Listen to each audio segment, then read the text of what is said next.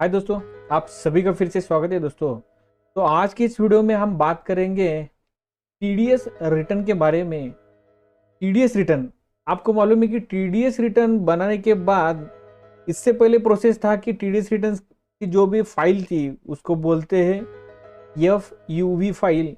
वो फाइल हम pen drive में लेते थे और कंसर्न एनएसडीएल सेंटर के पास जाकर हम वहां पे क्या करते थे, उस फाइल को अपलोड करके टीडीएस रिटर्न फाइल करते थे। बट अभी क्या हुआ है, अभी इनकम टैक्स पोर्टल के ऊपर ही हमें ये फैसिलिटी मिली है कि हम वहां जाके ही अपना टीडीएस फाइल कर सकते हैं। तो आज के इस वीडियो में हम देखेंगे कि हमने एफयू फाइल जनरेट किया है और एफयू फाइल जनरेट करने के बाद इनकम टैक्स पोर्टल पे कहां पे हमें वो फाइल अपलोड करनी होगी और उसका आगे का प्रोसेस क्या होगा। तो स्टार्ट करते हैं आज का वीडियो।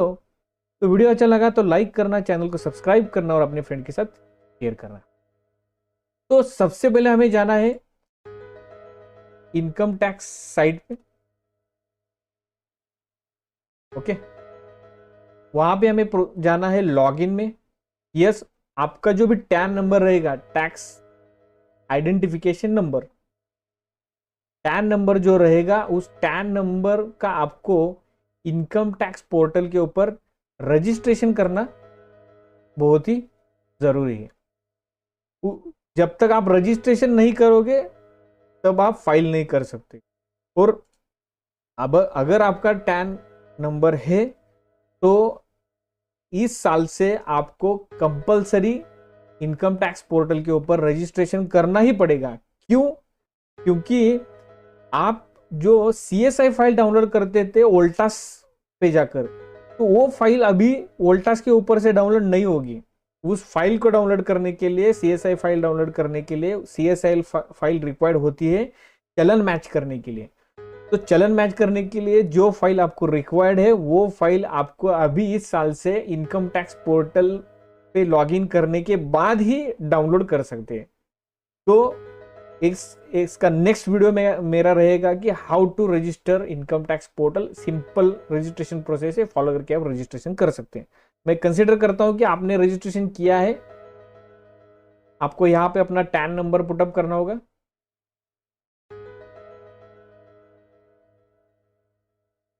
आपका पासवर्ड जो भी आपने रखा है वो पासवर्ड। लॉगिन करने के बाद आपके सामने इस तरह का एक इंटरफेस दिखाई देगा। आपका जो भी टैन नंबर है, tan number, register mobile number, email ID वगैरह है। आप अपडेट करना चाहते हैं तो कॉन्टेक्ट डिटेल्स में आकर आप अपडेट कर सकते हैं। यहाँ पे अपडेट होगा अथॉराइज पर्सन, जो भी टैन, इस टैन का जो भी अथॉराइज पर्सन है, जो भी रिस्पॉन्सिबल पर्सन है, उस पर्सन की डिटेल्स आपको यहाँ पे फिल करनी होती है। तो अभी हमको आगे जाना है। अभी जाना है हमें ई फाइलिंग में। ई फाइलिंग में हमें जाना है फाइल इनकम टैक्स फॉर्म्स।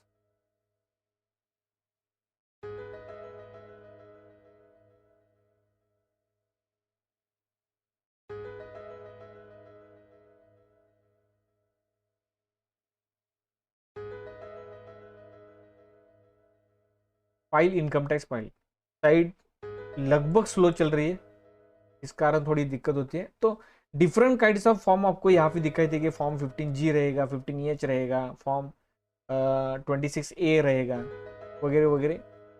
तो नीचे की तरफ आप स्क्रॉल करेंगे तो आपको दिखेगा यहाँ पे deduction of tax at sources, form TDS। तो यहाँ पे आपको कौन कौन से फॉर्म दिखाई देंगे, क्लिक करेंगे, आगे आगे जाके हम देख सकते हैं। Let's start. तो यहाँ पे आपको दिखेगा 24Q सैलरी रिगार्डिंग होगा, 26Q salary other than salary होगा, 27Q non resident other than salary होगा, 27EQ ये फॉर्म TCS के रिगार्डिंग होगा। तो हमें क्या है, ये हमें फॉर्म सबमिट करना है 24Q। उसके बाद हमें यहाँ पे सिलेक्ट करना होगा फाइनेंशियल ईयर। किस फाइनेंशियल ईयर का आप फॉर्म अपलोड कर रहे हो। तो मैं कर रहा हूँ फाइनेंशियल ईयर 23-24 क्वार्टर सेकेंड। यहाँ पे आपको क्वार्टर दिखा देंगे, क्वार्टर 1 है या क्वार्टर सेकेंड है या क्वार्टर थर्ड है या क्वार्टर 4 है, किस क्वार्टर का आपने जनरेट किया है उस क्वार्टर का। यहाँ पे फॉर्म का अपलोड टाइप है, यानी कि करेक्शन की फॉर्म अपलोड कर रहे हो या रेगुलर अपलोड कर रही है। रेगुलर करेक्शन में रेगुलर है, फर्स्ट आप रेगुलर अपलोड करते हो और उसमें कोई करेक्शन होगा, कुछ चेंजेस करने पड़ेंगे या कुछ चेंजेस करने पड़े तो वो फॉर्म अपलोड करने के लिए आपको करेक्शन में अपलोड करना होगा। तो हम तो रेगुलर कर रहे हैं, तो upload type regular, attach file. तो मैंने फाइल अपनी डाउनलोड की है, अटैच करता हूं मैं। अभी यहाँ पे आपको वर्जन दिखाई देगा, कौन सा वर्जन अभी चल रहा है। फॉर्म एफयू वर्जन है 8.3। जो एफयू फाइल जनरेट होती है, अगर आप टीडीएस का गवर्नमेंट का सॉफ्टवेयर यूज करो या अदर देन किसी भी थर्ड पार्टी का सॉफ्टवेयर यूज करो, तो फाइल कौन सी जनरेट होती है, तो वो टेक्स्ट फाइल जनरेट होती है। एफयू फाइल जो भी होती है वो टेक्स्ट फाइल फॉर्मेट में होती है। तो उसको हमें क्या करना पड़ेगा, जिप में कन्वर्ट करके यहाँ पे अपलोड करना होता है। अपलोड यहाँ पे क्या दिखाई दे, अपलोड टीडीएस जिप फाइल, इसको स्टार किया है उन्होंने। तब नीचे नोट में उन्होंने क्या लिखा है, देखो, e processor to e verify is not getting enable even after filing at mandatory details, please check if your profile is completely updated, basic details, contact details, key person details to be updated, mandatory for the e-verification functionality to get enabled.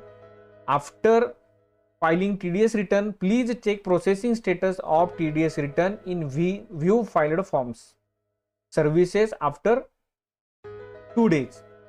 If the TDS return gets rejected for any reason at e-filing CPC or TDS, they may be checked then and the TDS return can be filed again. तो क्या लिखा है, सबसे पहले तो आपको ई verify करने के लिए ये ई वेरीफाई लिंक अगर यहाँ पे एक्टिवेट नहीं होता, ये ई वेरीफाई की एक्टिवेट नहीं होती, इसका रीजन क्या होगा कि आपने कॉन्टेक्ट डिटेल्स में कुछ तो डेटा रॉन्ग फिलअप किया है या तो कुछ तो डेटा फिलअप करना बाकी है। तो वहां पे आप अपडेट कर दोगे तो यहाँ पे क्या होगा, process to e verification, e verify हो जाएगा। आफ्टर टीडीएस रिटर्न, आप टीडीएस रिटर्न भरने के बाद भी आपको देखना पड़ेगा कि 2 डेज के अंदर ये टीडीएस रिटर्न प्रोसेस होता है या नहीं होता। ओके, ठीक है। अगेन आगे चलते हैं। तो प्रोसेस टू ई वेरीफाई पर क्लिक करने के बाद, are you sure to want to process e verify, okay, कोई दिक्कत नहीं, श्योर। अब यहां पे आपको दिखाई देगा वेरीफायर्स पैन, जो पर्सन रिस्पॉन्सिबल है उस पर्सन का पैन नंबर दिखाई देगा और यहां से जो भी ओटीपी जनरेट होगा आधार थ्रू, तो उस पर्सन के पास ही जाएगा जिसका यहां पे पैन दिखाई दे रहा है। तो ये बहुत ही इंपॉर्टेंट चीज है। आप जब रिटर्न अपलोड करते हो तो आपको एक चीज हमेशा ध्यान में रखनी चाहिए कि आपने जो कंसर्न पर्सन अभी रिस्पॉन्सिबल है वही पर्सन का पैन नंबर यहाँ पे अपडेट है या नहीं। की पर्सन डिटेल्स में आपको वो फिल करना पड़ता है, उसे ही क्या बोलते हैं, ऑथराइज पर्सन बोलते हैं, यानी कि जो पर्सन रिस्पॉन्सिबल है उसके लिए। तो आप अभी हमें आगे क्या करना है, तो हमें वेरिफिकेशन के लिए ईवीसी जनरेट के लिए डिफरेंट काइंड्स ऑफ क्या है, ऑप्शंस है। यानी कि आपके पास जब डिजिटल सिग्नेचर होगी तो आप डिजिटल सिग्नेचर से अपलोड कर सकते हो रिटर्न, तो बैंक अकाउंट से कर सकते हो, तो डीमैट से कर सकते हो। तो खाली इस रिगार्डिंग ये दोनों ही चीजें आपको इस्तेमाल करनी है। एक तो आधार के ऊपर से ओटीपी जनरेट करना है, आधार के सर्वर से ऊपर से, या तो डिजिटल सिग्नेचर अपलोड करना है। तो मैं करता हूँ आधार से ओटीपी जनरेट करता हूँ। I would like to verify using OTP on mobile number register with Aadhaar. Continue करने के बाद आपके सामने स्क्रीन आएगी, 1 time password will be text message to the number register with Aadhaar. जिस की पर्सन का पैन यहाँ पे रिफ्लेक्ट हो रहा है उसी के पर्सन के आधार को जो नंबर रजिस्टर है उस नंबर पे यहाँ पे एसएमएस चला जाएगा, जनरेट ओटीपी। जनरेट करने के पास यहाँ पे हमें ओटीपी फिलअप करना है। यहाँ पे पुटअप किया है और ओटीपी को मैंने वैलिडेट कर दिया है। वैलिडेट करने के बाद फिर से एक बार कंफर्मेशन का आपके सामने एक मैसेज आ जाएगा, are you sure want to submit form TDS return, yes, okay, submitted successfully. Submitted successfully के बाद एक ट्रांजैक्शन आईडी जनरेट होगा और एक्नॉलेजमेंट नंबर जनरेट होगा। ये दोनों चीजें जो भी अथॉराइज पर्सन का ईमेल आईडी और मोबाइल नंबर है उस दोनों के ऊपर SMS थ्रू और ईमेल के थ्रू पहुंच जाएंगे। और उसके बाद अगर सीपीसी ने उसके जो भी आपने TDS रिटर्न फाइल किया है उसमें कोई इश्यू होगा या एरर होगी तो सीपीसी क्या करेगा, उसको रिजेक्ट करेगा और उस रिजेक्शन का भी मैसेज और ईमेल उस कंसर्न पर्सन को वहां पे रिसीव होगा। तो हमें अगर वो चीज हमें देखनी है तो हमें गो टू डैशबोर्ड के ऊपर जाना है और यहाँ पे हमें देख सकते हैं हमने रिसेंटली कौन सा फॉर्म क्या किया है, अपलोड किया है। तो व्यू ऑल में हम ये देखेंगे quarterly statement of deduction form 24Q। यहाँ पे हम जाएंगे आगे व्यू ऑल, और हमने अभी जो रिटर्न फाइल किया है फॉर्म फाइनेंशियल ईयर 23-24 Q2 31 अक्टूबर 2023 को हमने अपलोड किया है। हमने फॉर्म सबमिट किया और income tax e filing department ने वो फॉर्म एक्सेप्ट भी कर लिया। 2 स्टेजेस पूरे हो गए।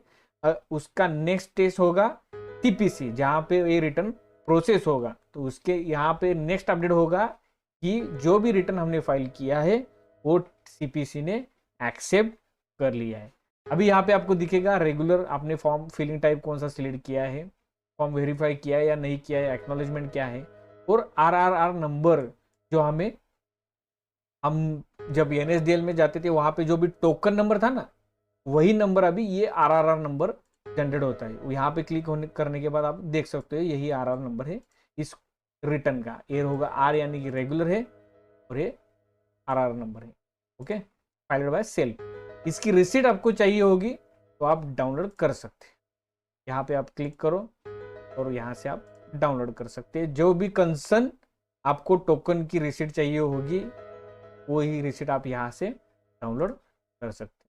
रिसीट डाउनलोड करने के बाद आपको स्क्रीन के ऊपर दिखाई देगा acknowledgement receipt of income tax form, E filing acknowledgement number होगा, डेट ऑफ फाइलिंग होगी, RR नंबर होगा, नेम ऑफ द जो भी फर्म है उस फर्म का नेम होगा या इंडिविजुअल पर्सन का नाम होगा, उसका टैन नंबर होगा, एड्रेस होगा, फॉर्म टाइप होगा, फॉर्म टाइप के बाद किस फॉर्म का डिस्क्रिप्शन होगा। फॉर्म टाइप से आपको पता ही चल जाएगा लेकिन उसके आगे जाके आप फॉर्म का डिस्क्रिप्शन भी देख सकते हो।